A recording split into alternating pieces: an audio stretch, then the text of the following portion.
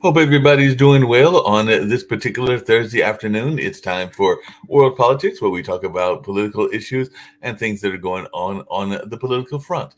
I've got one of the founders of the network with me, and we'll have some discussions around some of these issues, and we'll see who else joins us as well, and all in that space. But definitely, there is an issue that a lot of people talk about, and we oftentimes hear it talked about here in the United States. That whole idea of immigration and how to deal with immigration and all in that space. So it looks like it's not just an issue here in the United States, but it's an issue around the world. So there are a number of countries that are dealing with this idea of immigration, what to do with the immigrants, and whether you want to have open borders or not have open borders, and all in that space. So I was seeing that one of the stories that I was going to talk about is that Rishi Sunak, who is the prime minister over there in England, was saying that it's an issue there as well, and he's appeared to blame his Tory predecessors in No 10 for record high net migration numbers. So the prime minister said he would do what is necessary to bring legal migration down, but stressed he had inherited these very large numbers. It's interesting how everybody claims that they've inherited numbers no matter what the issue is, and all along those lines. So, speaking to reporters doing a visit to Guildford this morning, Mr. Sunak said the levels of legal migration into this country are simply too high. I've inherited these very large numbers, and I'm determined to do what is necessary to bring them down to sustainable levels. Mr. Sunak is under growing pressure from Tory MPs to bring forward new measures to curb illegal migration after he hit a record high of 745,000 last year.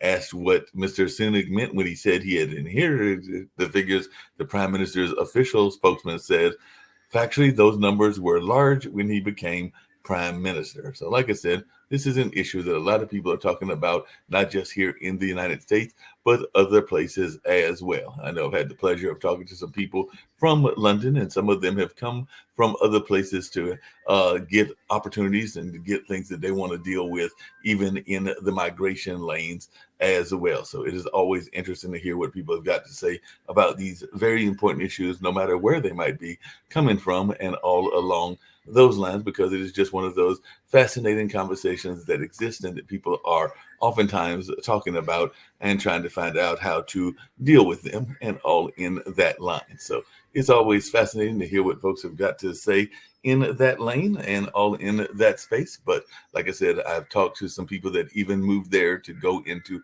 nursing, meaning England, or medicine, or a number of other kinds of fields that they want to go to. And some of them were coming from Asian countries, some of them were coming from African countries, and other countries as well. So a lot of times people are coming there because they want opportunities and all in that space. So I'll bring in Kim Calhoun, and I've got Sasha Starr, and I know that Sasha actually moved to Canada, and I don't know all of the reasons he moved there, but he was originally from Ukraine, and of course he had worked in the Russian government and a number of other places, and all along those lines. But I just found that very fascinating that there were folks that are interested in moving to places, and the issue of immigration and migration has come up in a number of places around the world. Is an issue that I hear a lot of politicians globally talking about, and all in that kind of space. It doesn't matter whether they are in the European theater, and I'm sure even some of the African countries are seeing people migrate into their countries as well. Sometimes they're encouraging people, because I know that in, like, I believe it was Ghana, they were asking people to come back to Africa that were of African American descent, and all in that space. And I think there have been some Latin American countries that have been encouraging people to come back to lands that were part of their heritage. And there's some people that are considering it. I know that you don't have Colombia in your heritage, but you've considered about going there. And one of our other hosts has also talked about going back home to Colombia, because Vivian Andrade is from Colombia, and all in that space. And she's talked about how much she loves that area and how she would like to go back. Of course, on the last show, we recently learned that she is engaged now too, so she's got to see if the husband wants to go as well. So big congratulations to Viviana on her new engagement, because I think it happened over the holiday season and all in that space. But before that happened, I do know she had talked about going back home to Colombia and even living there in Colombia. And I've got friends that have had properties or have even bought properties in places like Costa Rica, and I think Brazil and a number of other places. And sometimes family gets in the way, because I had one friend that was dearly considering moving to Costa Rica, but they wanted the kids to get older and then make the decision if they wanted to move with them as older adults and not take them as kids, because they would have been like around the teenage years and all in that space. But I'll bring you back up, Kim, and see your thoughts around immigration. Oh, sorry. So I'll let you bring up Sasha while we wait for Kim as well, because Kim was actually on a phone call. But like I said, I know world politics, we talk about a number of things, and we'll get to some other world politic things as well. But that was something that I had seen in the news, and I know it's been an issue in Canada as well, where not just immigration into the United States, but also immigration into Canada. I think that Mr. Trudeau has had some thoughts around how to deal with immigration, even in the country that you now call home. So what is your thoughts around the world political leaders trying to figure out whether they want to have open borders or whether they want to have closed borders and not letting in as many immigrants? And we do know sometimes the immigrants are because of running away from political situations. As a matter of fact, I think there are some people that literally were draft dodging both from Russia and Ukraine and going to different countries because they didn't want to fight those wars and everything. But I'm just wondering your thoughts around immigration in general and how countries are dealing with it. Well, I think immigration is a very complicated process, and it's different for different people. And I don't think that my example is a very typical one, because I think very few people would go through what I had to go. And these days, today, most of the people, they're coming to countries like Canada or US or England or somewhere else, and their goal is to have every day uh, Burger King, French fries, and Coca-Cola or Pepsi, depends where you're going. And that's all what they care. They don't care about the history of the countries that they came to. They don't sometimes even learn the language of the countries that they came to. They don't care about traditions, religions, or just anything. As long as they have their burger, fries, and Coke, they're okay. And that's all what they care about. It's majority. I'm not saying that it's all people like that, but majority is. And I just don't understand the reason, except, for example, Canada really needs people to come. So Canada has very sophisticated system of what people are being selected for immigration process. It depends on their profession, the knowledge of the language, their age, of course, their marital status. There's a complicated system. You may say that it's in a way discriminating system. In some ways, yeah, you can say so. But Canada wants to do what's good for its country and its citizens. And the last thing what Canada needs is to accept people who are completely ignorant about Canadian history, Canadian way of life, and so on. So this people are being vetted out quite early in the process. So, well, some people can still make it to Canada in spite of all that, but most of the time the choice is really proper as well as it's designed.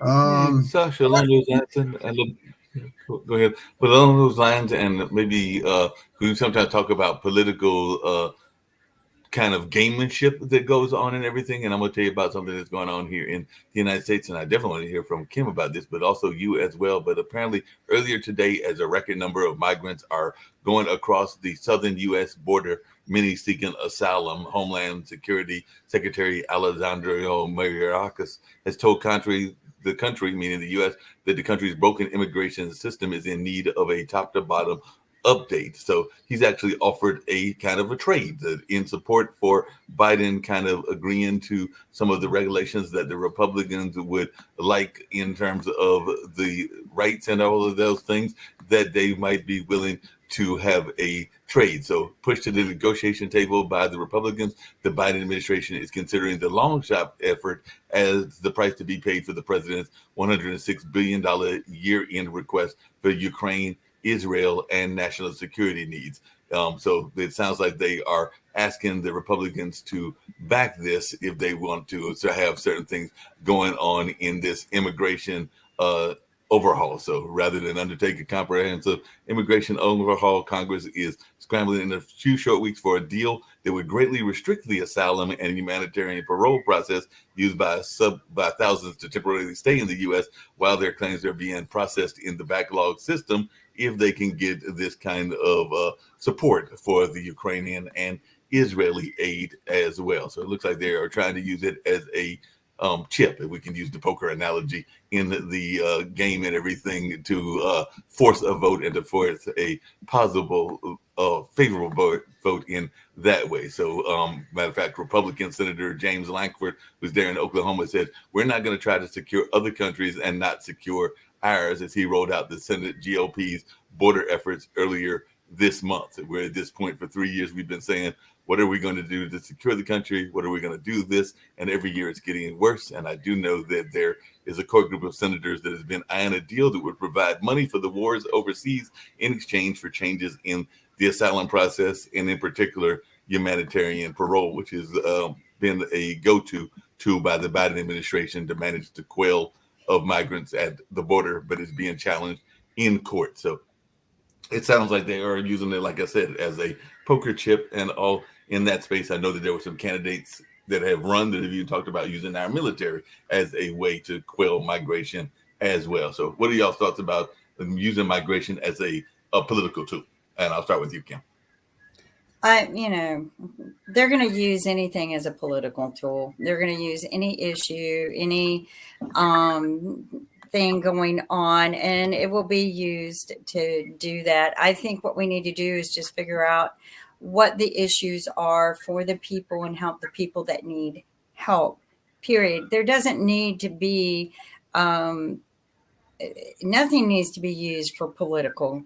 It just needs to stop. And we just need to look at the problems we have, find the solutions, and fix them. I mean, that's the easy thing right there. We have people who want to migrate here. We have people that are already here, that have been here for a very, very long time, that should receive some kind of citizenship by now, but they haven't. And we need to fix that. We need to fix a lot of things that are just sitting out in the open. But to make these issues a political propaganda sales pitch, and I think it's, because we've got stupid minds in this country, and, people are simple-minded and they're easy to manipulate. So they're going to use these things to manipulate the votes. Just like, they tell everyone, that the economy was better under Trump. It wasn't.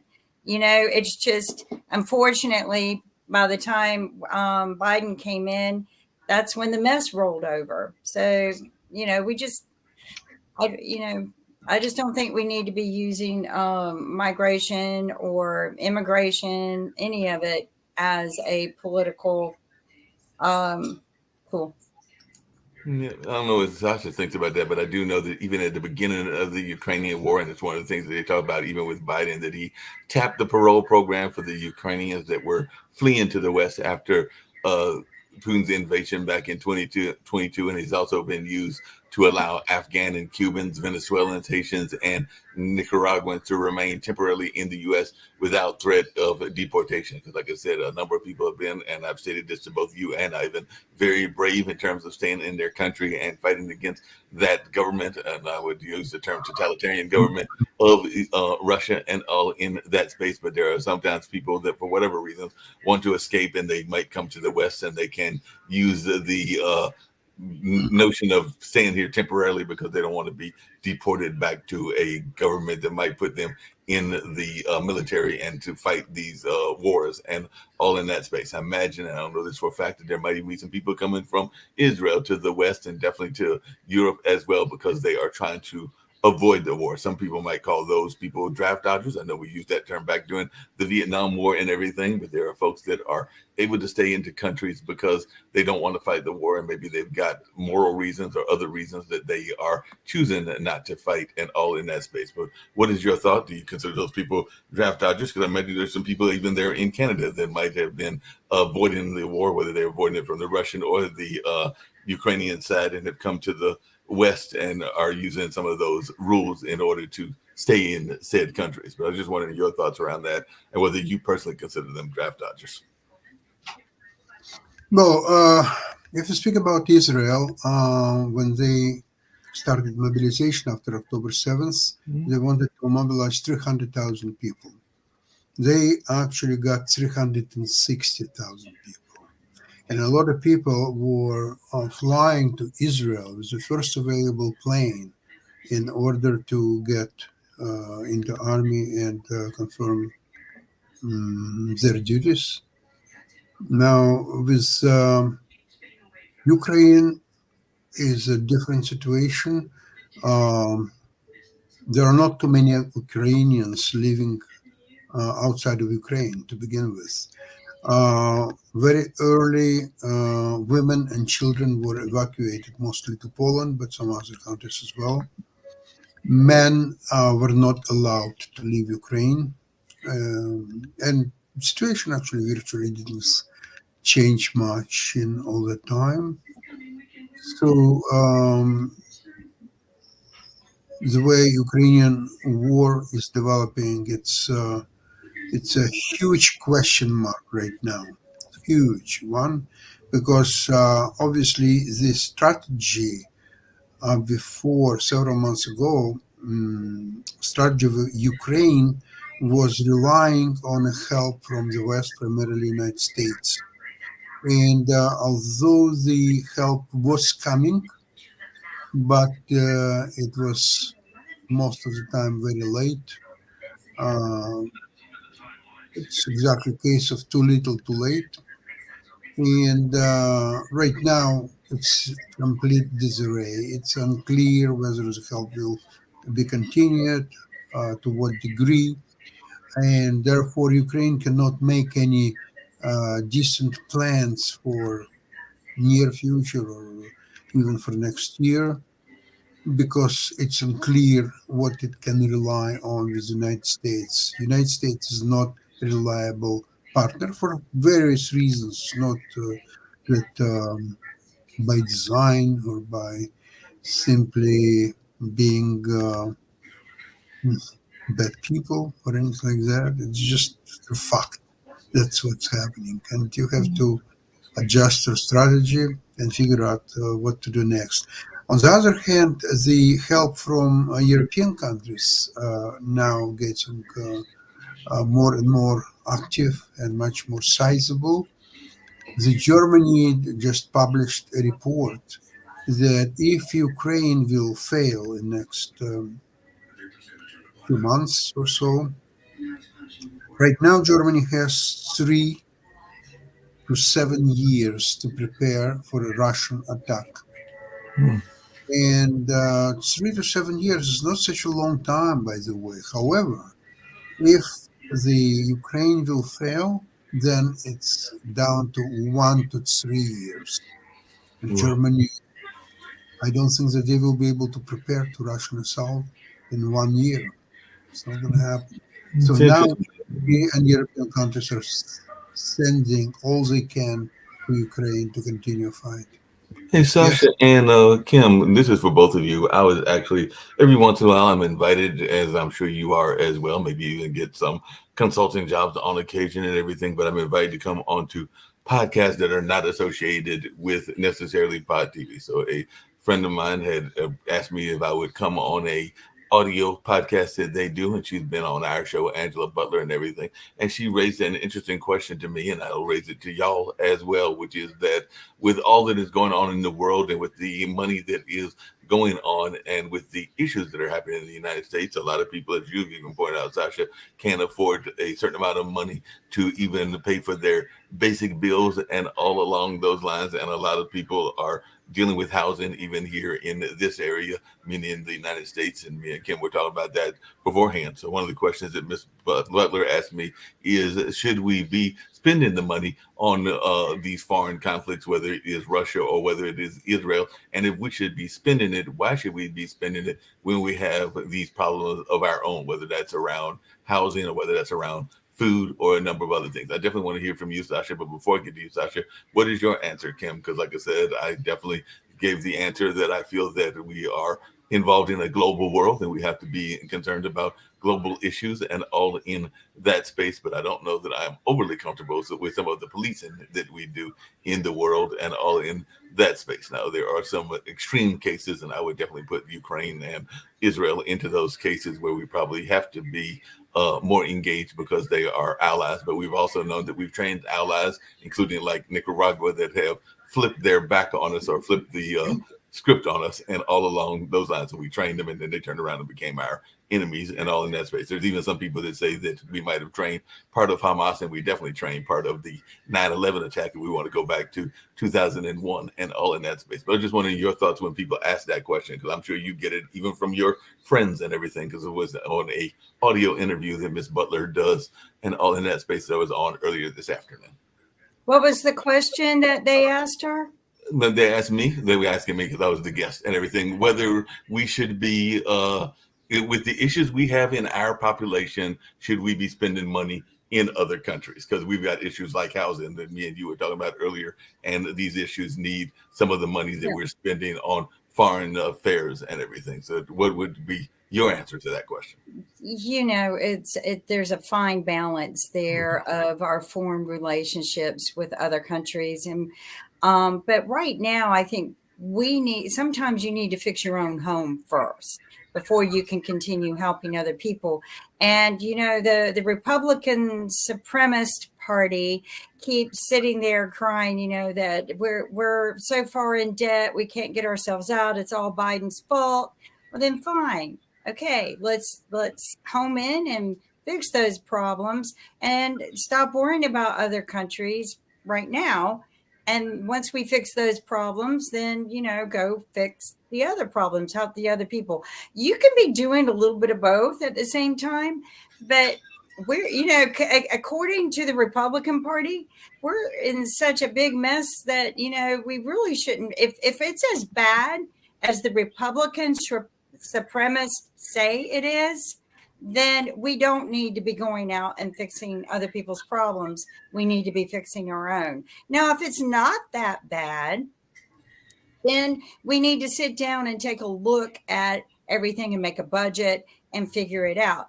But right now, we just seem to be writing checks here, writing checks there. You know, we wrote billions of dollars in PPP loans and never made anyone pay it back. And nobody really used it. 35% used it to offset the employment. So, I mean, we need to figure out what we're spending our money on before we go and do it. And this knee-jerk spending has got to stop. So, we need to help the other countries so that we unite. And, you know, when we're in trouble, they help us. But, you know, it's just a big mess right now. And we just need to fix ourselves first. What is your thought, Sasha? Like I said, I definitely said that there was probably need, particularly those countries are fighting against some very serious enemies and some enemies that are not necessarily in the West interest or in the interest of the United States and all in that space. But there are a number of critics, including those around the United States, that are asking, as Kim just alluded to, about the money. And this particular host asked me that question and everything. So what is your thoughts? And I've heard you say before that this is kind of like the brave defense that the Ukrainians are given for the entire Western world, and they are laying their life on the line, and that they are the defenders of Western liberty, is the kind of notion that I've heard you say before. And if I'm misquoting you, then correct me and everything. But I've heard you kind of like give that statement and everything. But I'd love to hear your thoughts to those that are wondering about the money that is being spent and why we should not be spending it on things that are of concern here in the United States. The major question is what United States get for each dollar it sends to Ukraine? Is it a charity simply that, okay, we're We just feel that, well, why don't you send Ukrainians some money? Okay, they will have a better lives, they will have better food, maybe better automobiles, and so on. Okay. However, I think the question is much deeper than that. According to professors, such as, for example, great John Mersheimer, who is a real politics person, he believes, and I think Adam would well qualify to be in his camp, he believes in a theory of real politics. It means a big and strong country should overpower smaller and weaker countries.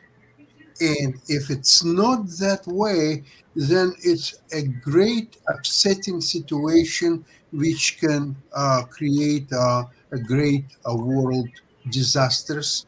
And for example, if Ukraine decided to oppose Russia, which is a nuclear power country, then why US is meddling around? Why US would just stay away, wait until Russia will crush Ukraine, and they say to Russia, to Putin, look, we helped you out. Of course, we could defend Ukraine. We have enough the Patriot missiles and HIMARS and F-16s, and if you would send it all to Ukraine and very quickly, we would crush you.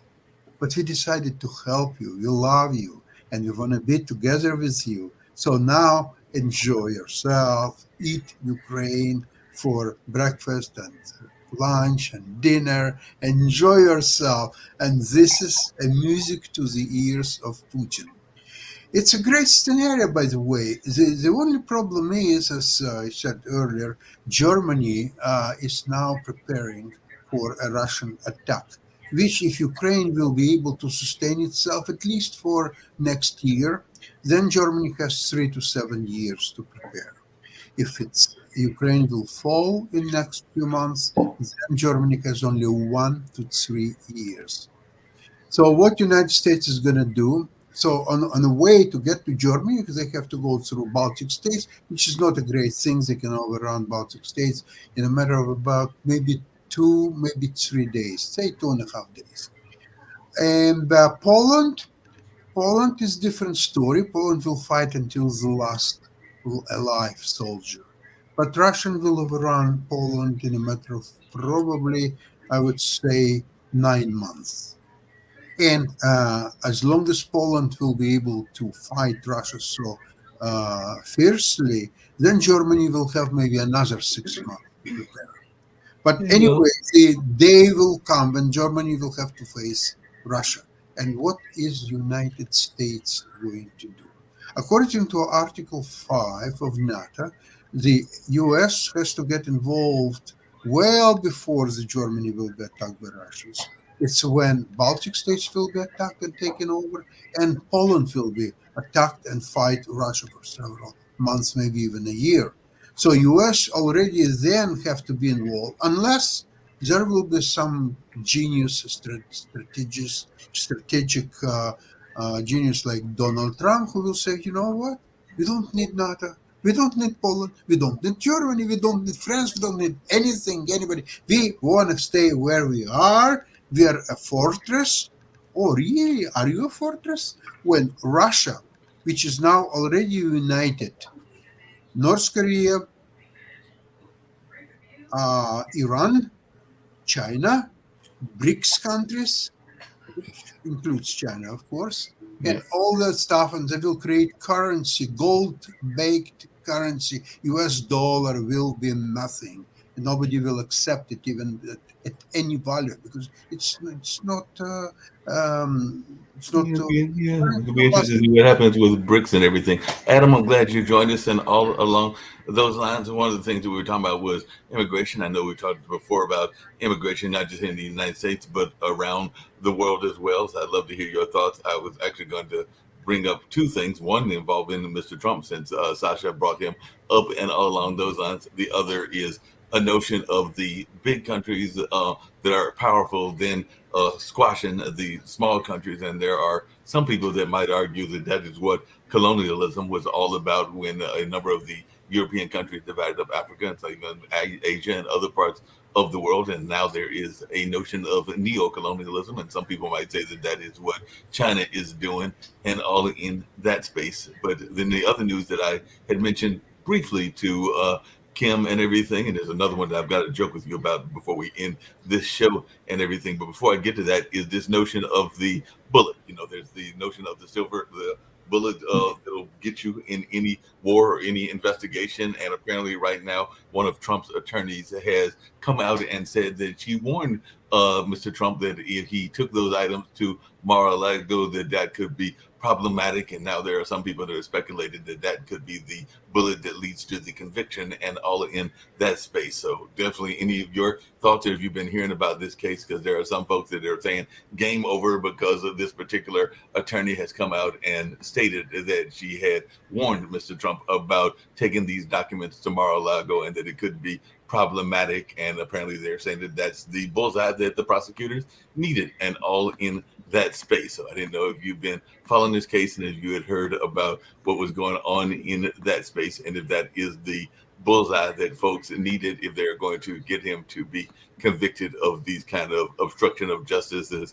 charges and other kind of charges that are being pursued, and not just in Florida, but in other parts of the country as well. I know you're avid Trump and Putin supporter as well, but they are saying there was a article that was with CNN legal analyst Eli Honig and all in that space, and apparently it was Trump attorney Jennifer Little that told a grand jury that she very clearly warned the ex-president that he must comply with the federal subpoena for the classified documents he took home from the White House, and she's absolutely certain that he understood that failure to do so would be a crime. Testimony that stunned that analyst that I mentioned earlier and everything. So apparently there are folks that are saying that this is a bullseye in terms of obstruction of justice. You're the legal person, Nick's not here, so you're one that is a practicing attorney. Is it a real bullseye? Is it real damning evidence, or is it just more junk that'll get swept underneath the rug and it won't prove to have any traction? I don't trust any attorney who reveals confidential conversations with a client, so she has no credibility in my opinion. Number two, clients disagree with their attorney's advice all the time. The fact that she said something doesn't mean it was right or legally correct. And the indictments generally against Trump are political, and they represent the politicization of the legal profession. And it's a real shame, especially the one in Atlanta and the one in Washington, D.C. Trump will either be acquitted or his convictions will be overturned on appeal.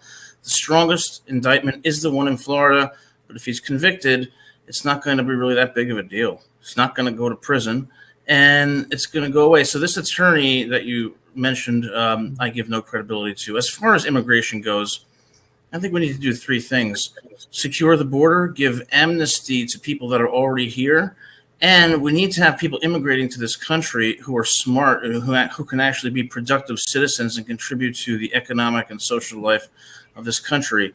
As far as bullies in foreign policy, I wouldn't characterize Russia as a bully any more than I would characterize the U.S. as a bully. I mean, what do you mean by a bully? You mean that the stronger countries take advantage of weaker countries? Of course they do. They did that. We did that in Vietnam. We did that in Iraq. Okay. Now, as far as Russia goes, I still maintain the problem is the expansion of NATO eastward to Russia's borders. What I think is going to happen is it's going to be a stalemate. I think it's going to be a stalemate. And I don't think there's going to be any winners in this situation. And ultimately, I think a compromise will be reached. And I don't see Russia going after Poland or Germany. And if Russia did do that, it would spell big problems for Putin and the Russian regime as it should. Adam, but look at the map. Look at the Russia, which is 1/6 of all Earth's territory. And look at Ukraine, which is probably 20 times smaller than Russia. Population-wise, it's 4 times smaller than Russia. No nuclear weapons. And for 2 years almost, Russia cannot do anything against Ukraine. What a joke. Right, I agree with you. Russia was perceived as the second army in the world after US. Now today is the second army in Ukraine. Okay. That's what it is.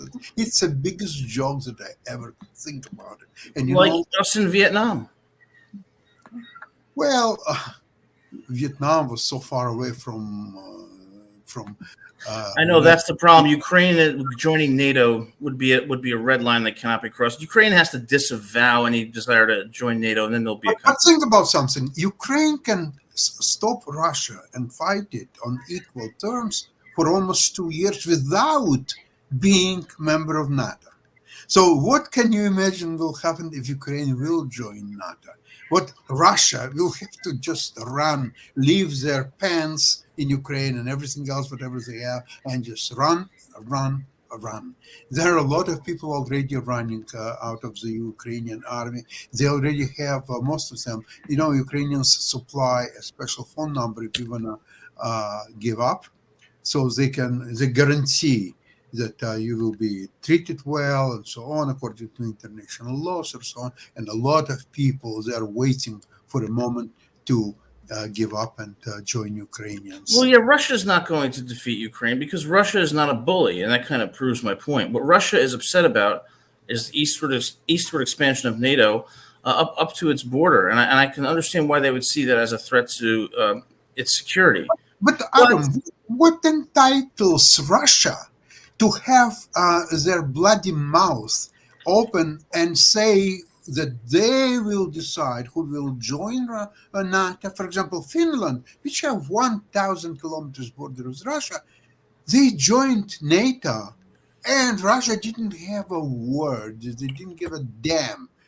Oh, Ukraine is a different story. You know why? Because they perceived that Ukraine, by joining NATO and European unions, in say 5, maybe 10 years, they will become a normal country. I witnessed what's happened to Poland. I had business in Poland in the 90s. I was traveling there 2-3 times a year for sure. And I saw how Poland, which was much poorer than Ukraine, Yeah. there was no comparison. And you can see what's Poland today. It's thriving economy. It's a way of life. It's very similar to any European countries. If you will go to Poland, to Warsaw or Krakow, there's not much difference than if you will go to Berlin or Frankfurt or any other European city. And this is what Russians hate, when half of the population, they even don't have a normal toilet. They have to go outside. In a winter with minus 40, they have to go outside to the toilet. This is what Russia, this is what your friend Putin. I know. I miss the old Soviet Union tremendously. I really do. Yeah. Because you know what? Russia used to be a world power. It's unfortunate. No. It was image. They created image. When there was a Cuban crisis, they had only 2 warheads, and they were playing their hand like they would have, say, 50 warheads or 70. Right, but you say that They're liars and idiots. That's all what they are. well, I mean, the Russian And if people. it wouldn't be, by the way, if it wouldn't be for Kissinger, Soviet Union would collapse 20 years earlier, maybe 25. Well, Kissinger. when you kept talk it about alive. Russia invading Ukraine, imagine if the U.S. had 10 Cubas on the eastern seaboard. What do you think we would do? Okay, that's the problem. NATO is the problem here, and the and the pro-democratic forces that are on Russia's border. U.S. and Russia. U.S. is a real power, superpower, if you will. Okay, Russia is not. It's being perceived by fools like Kissinger that Russia is a great power. We have to have detente with Russia. We have to. You're right. We proved that they weren't. You're right. And so that's why I understand why Russia, because it's in such a weakened position, would invade Ukraine, because they don't need pro-democracy countries joining NATO on their border because it's a threat to their national security. And Putin had every right to do what he did. We would have done the exact same thing. We've done the same thing, and we've committed far more atrocities than Putin ever has. And I want to tell Mr. Putin right now, you have my support, and you have the United States support. You will be President Trump. Excellent. I love you. Adam, United States could do something, whatever they did in Vietnam or Iraq or Iran or any other place in the world, because United States have authority and they have a power that they could accomplish what they wanted to accomplish. You're correct. They had means. The Russian fools don't have means there. Yap. No NATO. Ukraine is gonna be NATO. Okay. You're correct. Okay, implement your power. Prove it who you are and what you are. Fools and idiots. That's all what they were able to prove. It doesn't matter what will be the end of this war in Ukraine. Maybe it will be armistice. Maybe some kind. That's why my sympathies go out to Mr. Putin for all the suffering he's had to endure. His country has been weakened. While NATO has pushed eastward on their border, and Ukraine was the last domino to fall. They did what they had to do to stand up for their national security and the integrity of their country. And even though they were weak, and it shows, as you are correct, I would have done the exact same thing Putin did.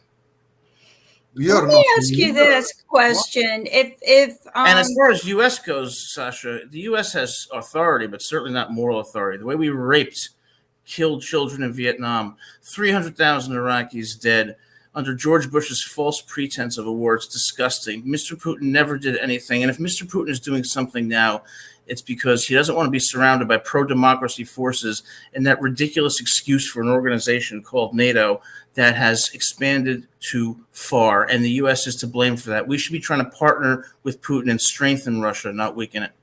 Adam, you're very ill-informed about Russian atrocities, what they've done in Ukraine. Well, I would agree with no. Okay, fair enough. I would agree with you that they have committed atrocities. Certainly, I misstated that. You're correct. Politically, what do you think we should be doing to correct the? We've got wars popping up everywhere, just to maybe help settle the issue with Russia and Ukraine. I mean, we've got, unfortunately, the same two idiots running for office. Who do you think will be able to manage that situation and get it back to maybe where it's not a war anymore? Well, you're right, Kim. Everything starts from the head. If you look at the Biden, it seems to me he is a very experienced politician, but his best days are over a long time ago. Today, when you feel just at his appearance, it seems to me that all he's dreaming during the day is to get to bed and have a glass of hot milk. And maybe with honey, maybe without, and all his preferences. But I think that's all what he's dreaming all day, how to get to bed and get this glass of hot milk. And therefore, you see absolutely incredible situation. Look, okay, October 7th, atrocities in Israel, incredible thing. So Biden, 100% behind Israel. He sends to avia carrier groups and there's all the way help, 100%, so on. Now, a month later, a few weeks later now, all of a sudden he understands that because of the social media effect, and because of the whole world is behind Palestinians. Why is that happened? Is because I can allow myself not to be politically correct and say certain things that most of the people will disagree.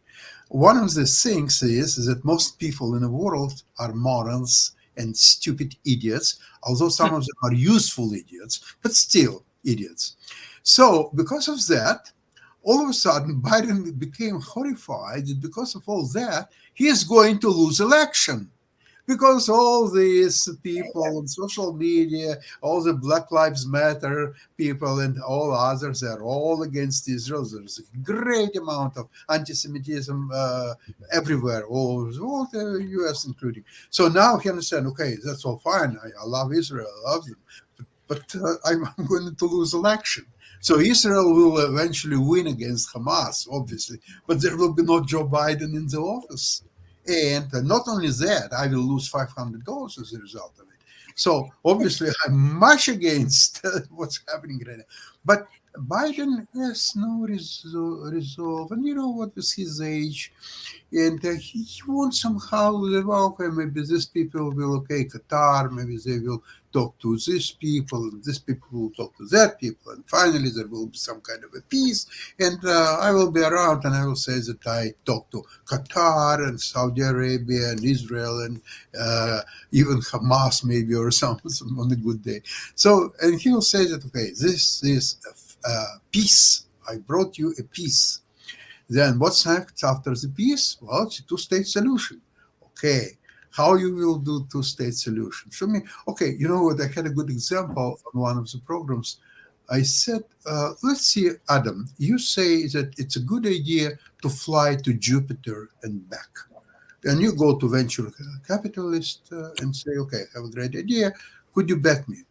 Say, yes, it's a great idea, Adam. We are going to give you a lot of money to do that. Can you come up with a business plan, how you are going to accomplish that? So, okay, it's day 1, day 2, day 5, day 76, and so on. And you're preparing business plan, but soon, probably if you're not stupid, after a week time of working on that, you will understand that there is no technology in the world exists today to send a spaceship to Jupiter. It's even unclear how you will land on Jupiter and how you will return back. So after a week, 2 weeks, say maybe 6 months working on that plan, you will come to the idea that it's mission impossible, okay? So now when people are talking about two-state solution, all I'm asking is, prepare a little business plan. What you're going to do on day 1, day 2, day 5, day 75, day 376. Where are you going to be on each of these days? What are your accomplishes during this time? And whether it's feasible or not at all. Nobody wants to think about it. All stupid idiots talking about two-state solution. Okay, we got it. Two-state solution. That's it. Well, One-state solution is already there for 75 years. So now you have second state. Where? How? You're talking about tribes who don't know nothing about the creating a state, the management, medicine, education. They don't have basic knowledge about anything. How Yeah. you want to create second state? yeah, well, what I've said on this show is that I think that the only solution is a two-state solution. But I've also said is that that's not going to happen because of precisely the reasons that you stated. As a practical matter, it's never going to happen because the Palestinians are never going to agree to that. And we saw that with Arafat and the 2000 Camp David summit. So what the real solution is going to be, it's going to be more of the same. Things aren't going to change. Okay, it's going to be more of the same that we have to contain because there's never going to be a two-state solution because the Palestinians are not negotiating in good faith. And so expect more of the same for many decades going forward. And the only thing that we can do is contain it to the best of our ability. But I think at the end of the day, the first step is eliminating Hamas. But no, I do agree. A two-state solution is not going to work. And you know, main reason why it's not going to work? As a lawyer, you must understand the concept of follow the money. So if Qatar sends $100 million, Saudi Arabia stays the same. United States sends a lot of money to Gaza, for example, and West Bank as well. And Canada sends, and all European countries sends, and so on. And all of a sudden, the Palestinians today, they have no bread, no water, no electricity, absolutely nothing. And there are a few people in Qatar, the billionaires from Hamas. One is worth $4 billion.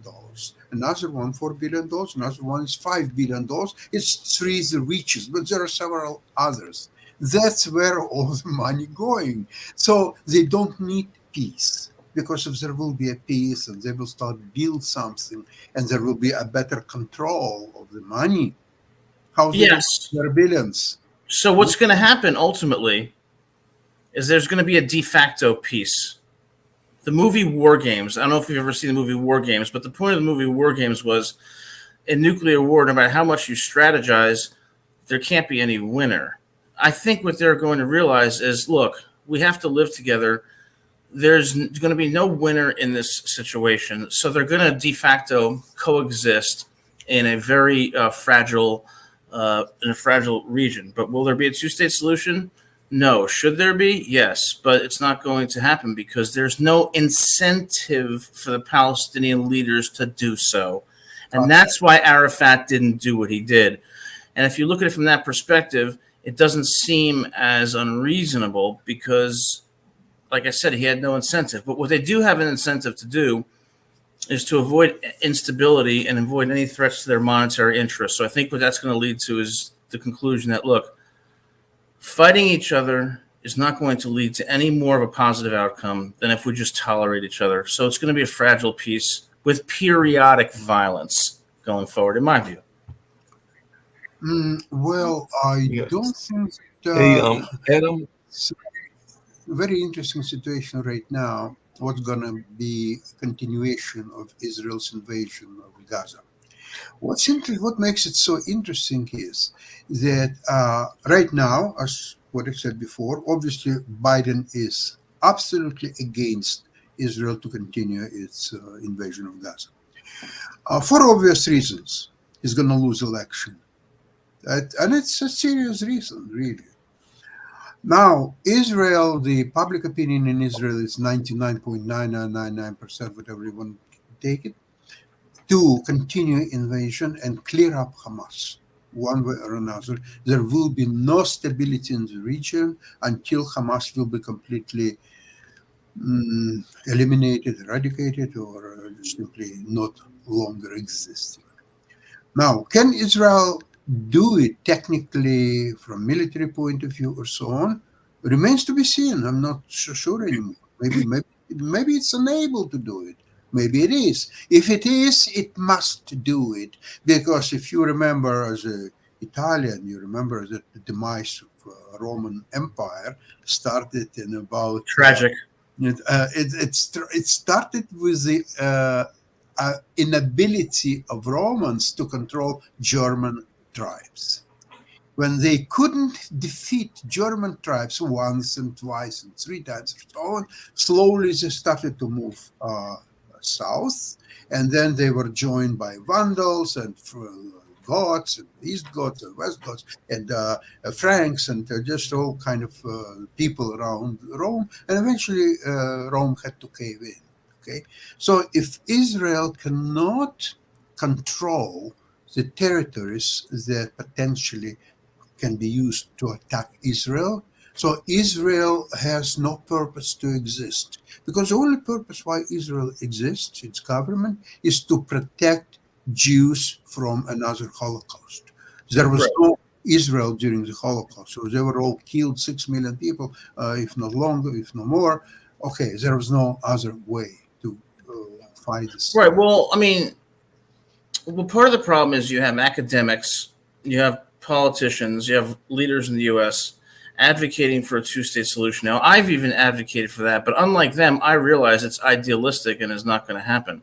So the only thing that's going to happen, Israel should take out Hamas to the best of their ability. What they did was disgusting. What they did to the Israelis was appalling to, I don't even know what word to choose for it. But at the end of the day, it's going to be the people in that region who are going to say there's no purpose to this. There is no purpose to this whatsoever, and there's going to be a de facto peace, in my view, because the alternative to that is going to be what we have now. And I think Hamas will be substantially eradicated by Israel, but I also think that Hamas will lose the favor of Palestinians because people are just going to want to throw their hands up, I think, and say, like the movie War Games, this is a futile endeavor. Let's just coexist the best we can. I mean, is there a better solution? I don't think there is. You know that many Arab countries, like Saudi Arabia, many others, they are so disgusted by what Hamas did that they don't want to even hear the name Hamas. You just say that it's probably even worse than Hitler because it's close to them. It's Arabian people, Arabs, and yet they did absolutely horrific things. They're disgusting. They're disgusting. there are no words to describe. But however, now a lot of people thinking, okay, so you have issues with Hamas. Okay, you have right to defend your country and you have eradicate Hamas. Okay, but Palestinians, it's a completely different story. They are not guilty of anything. They're just victims. Okay, here is what I'm trying to understand. If indeed Palestinians are victims of Hamas, and Israel is trying to eradicate Hamas, so Israel is trying to help Palestinians because Palestinians are scared of Hamas. They cannot do anything because they're scared that they're going to try to get some more freedom or so on. So Hamas will go after them and will kill them all or so on. So now Israel is trying to eradicate Hamas. So Palestinians supposedly will be free without Hamas. They can now at least try to do something with their country, with their people. I don't know what it might be. Why wouldn't Qatar, Saudi Arabia, and others help them to really maybe build some kind of a government? Maybe. I think they will, and I think that Hamas's big strategic error was thinking the Palestinians would support the atrocities that they did. And I think what it's going to have the result of doing is the Palestinians turning, if they have any sense, turning on Hamas, and combined with Israel's eradication of Hamas, there's going to be a situation where people are going to realize we have to coexist together. It kind of reminds me of segregation in the South in the 1940s and 1950s and the horrific racism that occurred here in states like Georgia, Mississippi, and Alabama. The U.S. Supreme Court made decisions that promoted integration, and there were all these policies. But what really, really led to peace between whites and blacks was they realized we have to live together. We may be different, but we have to live together. And the best way to live together and prosper individually is to coexist and to respect each other and to reject any type of violence, any type of racism, any type of segregation. I think that's the human instinct is going to be preservation. And what does preservation mean? It means freedom from violence, freedom from this tension, freedom from fear of your life, freedom from fear of terrorism, and freedom from fear of having a future that you're always living under threat. So I think the people are going to make that decision. And I think Hamas is going to die either through force or by the will of the people that it claims to lead, the Palestinians. I just want to intervene here just a little bit to kind of put a little perspective or a different spin on this. You know, you're assuming that the Palestinians hear the same stories we hear. You're assuming that they don't fear Israel, which they have every reason to fear them because for years Israel has attacked them and they've had no good relationships. And you're assuming that they know for a fact that if they turn on Hamas, that the world will embrace them. You're assuming a lot of things that they don't get the same news you get. They don't hear the same messages you hear. So how are they supposed to know that this is going to be good for them? How are they supposed to know that? Are you sending in pigeons and letting them know this? It's a really, really good question. I think what I'm assuming is that people are going to act in their self-interest. And their self-interest is going to be to preserve themselves and their ability to live the freest and most prosperous life they can.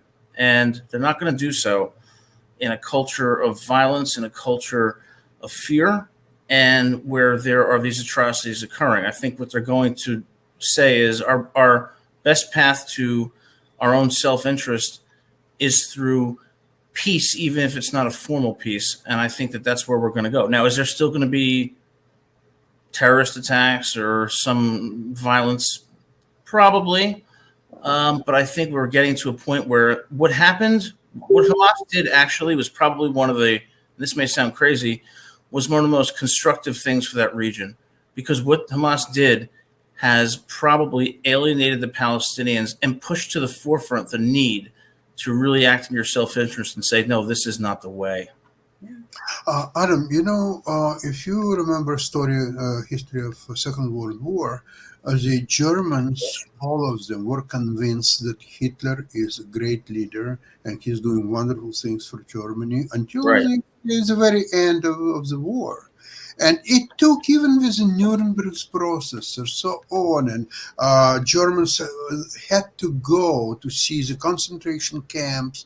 They were traveling to Auschwitz, and so on and on and on. It took 20 years, so it means a generation, until Germans changed to such a degree that any thoughts about recreating this horrible regime of Hitler became impossible. But it took 20 years and huge defeat in Second World War plus 20 years. That's what's happened.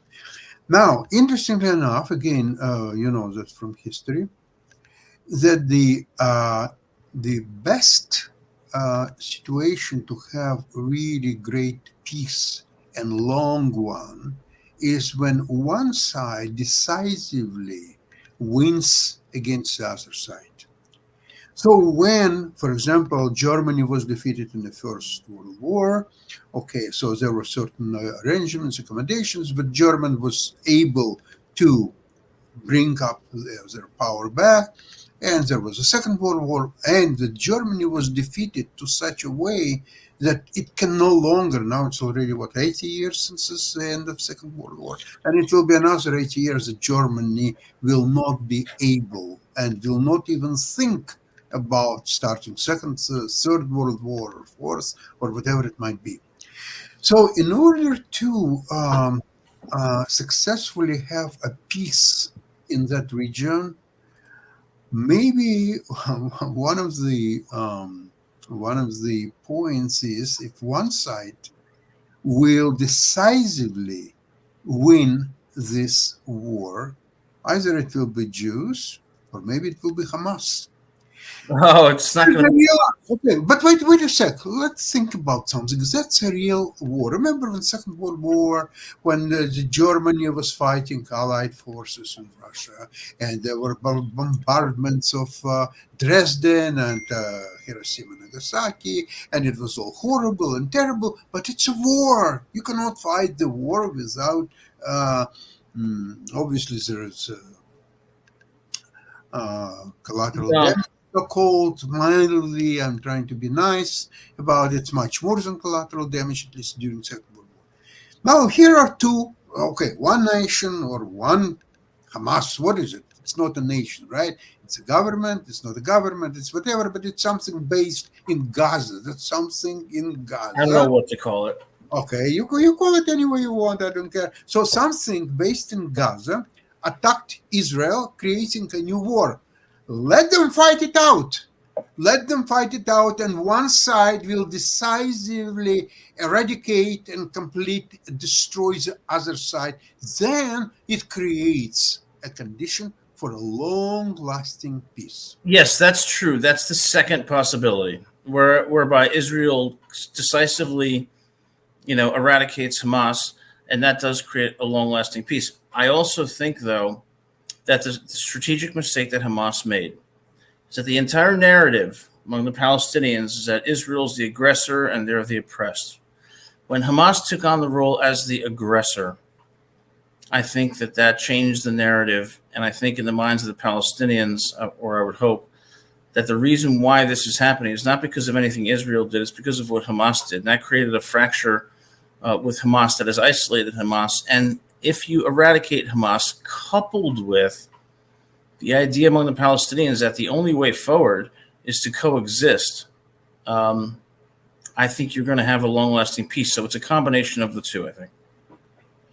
Well, and we are at the top of the hour, and this has just been the most amazing conversation. Trying to understand what is actually going on in the world, but how, we can actually maybe isolate some of the problems. What are our options? And we'll see you guys next Tuesday. Thank you very much and have a wonderful and safe weekend. Thank you. Thank you, guys. Thanks.